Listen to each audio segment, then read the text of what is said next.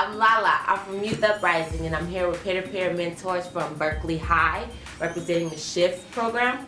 I'm just going to ask you guys a couple of questions about what it is that you do around your school to get people involved in sexual education. So I don't know who wants to open, but if someone could just tell me what SHIFT is, what it stands for, and what is your overall mission of what you do.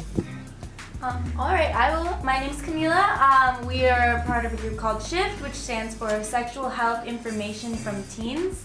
So we give presentations to 9th through 12th graders at Berkeley High School. We're run out of the health center, so we learn all our information from people who work in the health center, and we bring that information to classes in the form of presentations and activities. Right. The topics we cover are sexual health, as well as STI prevention. Yeah, and a big part of our program, besides just bringing information to the students, is like taking what the students have to say about the health center, like feedback, like rumors that they're hearing, and bringing it back to the health center so they know how to best serve the student population at Berkeley High. Cool. So what specific sexual health topics do you guys talk about, and what specific methods do you use to get it out to them? Okay, so we are peer health educators, and so during class periods, teachers will sign up for a presentation. They are sometimes 2-day presentations. For freshmen, we do, the first day is anatomy, and then STI, myths and facts. And then the second day is like learning how to use a condom properly and learning about hormonal birth control. Someone else want to talk about both? Yeah. Well, with all the topics that we cover, we try and make our curriculum as interactive as possible. So we'll use games like Jeopardy, kind of get the whole class involved. When we teach kids how to put on condoms, we kind of pass out a little fake penis and condom to everybody so they can all learn how to put on a condom. And in the end, we get a little competitive and we have a condom race to see who can put a condom on the fastest. For That's fun. the 10th through 12th graders, we go over STIs and myths and facts, and then what's the other one? We do Jeopardy. Yeah. So for the 10th through 12th graders, we give them the same information again, but we try and present it in a different way. We realize that when we're hitting freshmen, a lot of the times, even freshmen aren't really thinking about sex, or they're not necessarily taking in the information and might want a second run through. So we try and hit everyone twice so that there's more safe space to talk about these kinds of things in class. Also, we make sure everybody's comfortable. Like in the beginning, we go over how we have to have respect for one another, and then we're not assuming that they are or not having sex. We just let them know. We're just giving them the general information they need to know.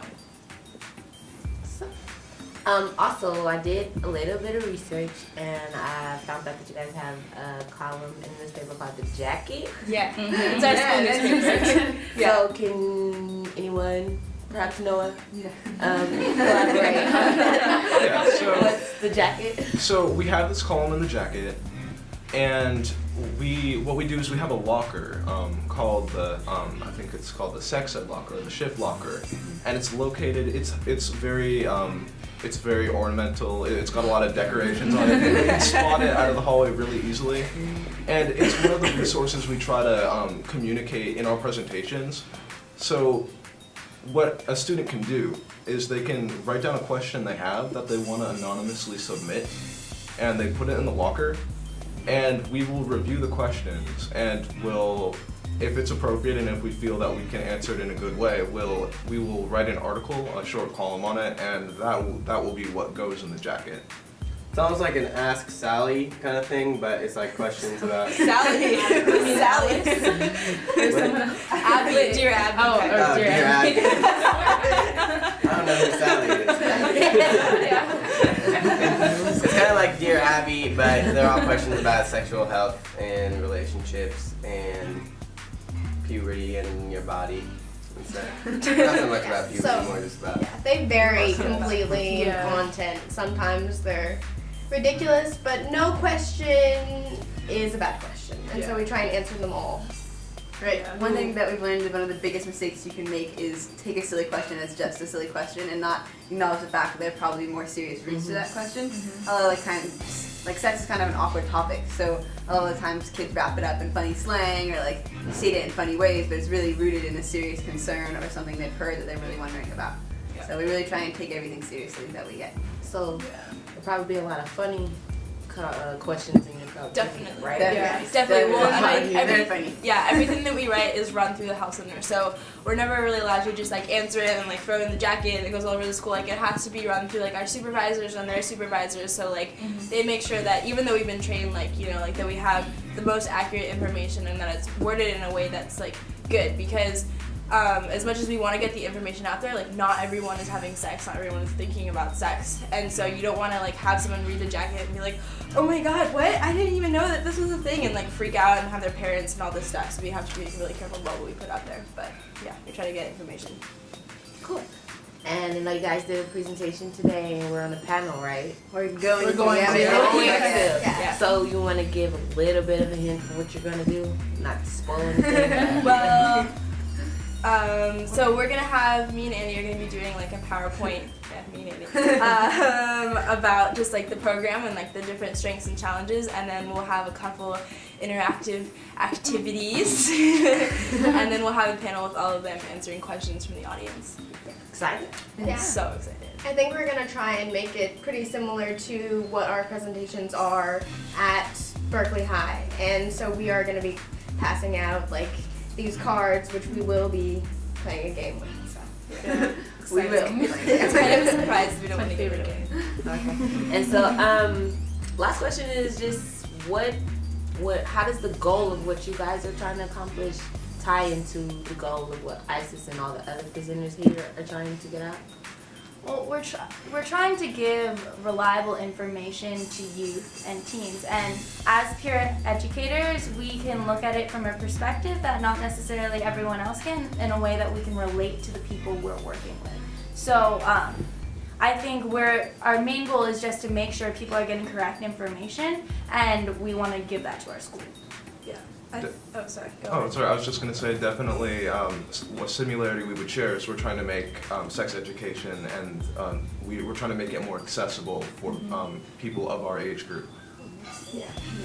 And because we are teenagers and we are peer educators, our information is more, they take it easier, like teenagers, because we are not just some adult telling them what to do or you should wear a condom. We experience similar things to what they experience, and so they relate much easier to us than adults. Yeah. And also, like, not only just like when we're like giving presentations, like also in the hallways too. A lot of friends have questions, and it's easier to just like, you know, help them understand what's going on also. Definitely. I think like a big trend that I've noticed being at Sex Ed so far is like adults trying to figure out like how do we reach teens, and seeing that we are teenagers and we're reaching teenagers, I think that we have like kind of a unique perspective, because we know like what works, we know what doesn't work. We're like hearing these different ideas, and like some ways we kind of wish we could be like, hey, that's a great idea, or like, that's not the greatest idea. Like people don't want to be reached that way, but like at least we're like here and like we can engage in conversations like that. So I think what ISIS is trying to do is they're trying to use these like new forms of social media like Twitter to like see how many millions of teenagers we can get involved and educated and informed.